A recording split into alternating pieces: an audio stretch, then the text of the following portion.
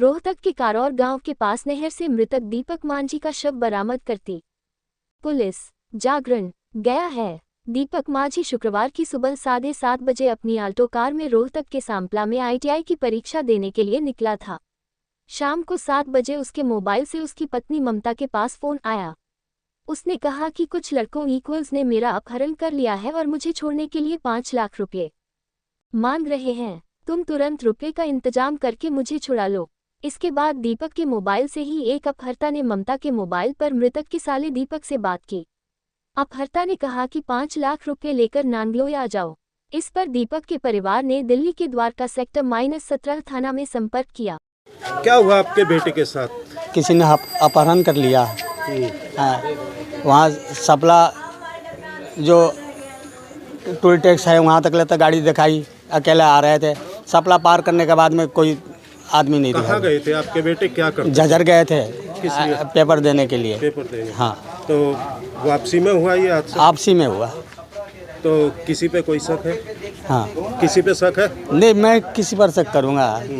तो आपको कैसे पता चला कि आपके बेटे का मर्डर? मेरे फोन आया, हमारे बहू पर फोन आया कि 5 लाख रुपया का इंतजाम करके जल्दी आ जाओ नागलोई में। वहाँ गए, यहाँ गए तो SHO साहब ने वो नंबर ट्रैक से करी तो बोले कि किसी गांव में बैठे हुए हैं, ये पी खा कर रहे हैं, ऐसे बोले उन्होंने। लेकिन लड़का मेरा पीता नहीं है, कुछ भी नहीं करता। उसको बंदी के बना लिए थे। आप लोगों ने कोई कंप्लेंट की थी? हाँ, द्वारका में करे थे। ये कह रहे हैं कि हमारा एरिया नहीं है, आपको सपला जाना पड़ेगा। सपला में हम फ़ोन कर देते हैं। सपला SHO के पास फ़ोन किए। फोन आया था उसमें क्या कहा फ़ोन करने वाले ने? फ़ोन करने वालों क्या बोल रहे थे? वो नहीं बोल रहे थे, मेरे लड़के के नंबर से फ़ोन करवा रहे थे कि 5 लाख रुपया लेके आ जाओ। जी भैया, आपके साथ दोस्त थे? हाँ, हमारा दोस्त था। हमारा ये दोस्त था सुपरवाइजर, साथ में हम दिल्ली जल बोर्ड में सारे मिलके साथ में काम करते थे। अचानक से साथ में 12 तारीख को हमारे साथ में गया था ये पेपर की रोल नंबर लेने हरियाणा में। उसके बाद में जब ये आए थे साथ में, आने के बाद में 16 तारीख का इनका पेपर था। 16 तारीख को ये अकेले चले गए, नहीं तो हर बार हमें साथ में लेके जाते थे। ये इस बार अकेले चले गए।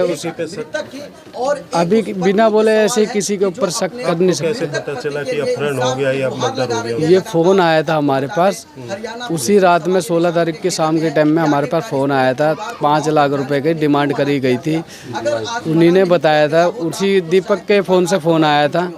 5 लाख की डिमांड करी थी, बोले थे यहाँ पर पैसे लेके आ जाना आप। तो उसके बाद में वो पैसे का इंतजाम भी करा था। पुलिस थाने में भी गए थे, कंप्लेन हुई तो वो भी साथ में गए थे पुलिस वाले अपने सेक्टर 17 के थाने में। आरोपी पकड़ा गया अभी तक? आरोपी 2 आरोपी पकड़े गए थे। एक तो छुड़ा के भाग गया था, एक पकड़ा गया था।